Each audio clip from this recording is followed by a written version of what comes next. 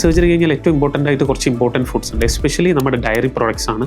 അതേപോലെ ചിക്കൻ പോലത്തെ സാധനങ്ങൾ, green leafy vegetables, dry fruits, ഇതിലൊക്കെ ഇമ്പോർട്ടൻറ്റ് സാധനങ്ങൾ എന്താണെന്ന് വെച്ചാൽ ഏറ്റവും ഇമ്പോർട്ടൻ്റ് ആയിട്ട് പ്രോട്ടീൻ ഉണ്ട് എന്നുള്ളതാണ്.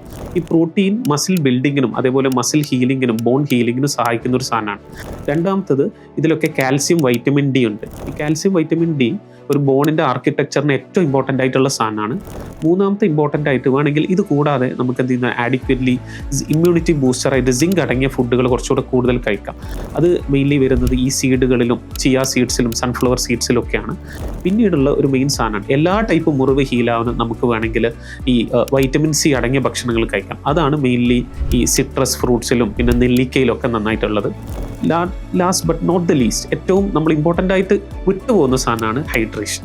അത് എന്തിൻ്റെ ഫോമിലാണ്, അത് വെള്ളമായിട്ടും ജ്യൂസസ് ആയിട്ടും കരിക്കായിട്ടും ബാക്കി what ever B the form, നമുക്ക് നല്ലൊരു ഹൈഡ്രേഷൻ നമ്മൾ സർജറി കഴിഞ്ഞ് കുറച്ചു കാലം വളരെ ഇമ്പോർട്ടൻ്റ് ആയിട്ട് ശ്രദ്ധിക്കാം.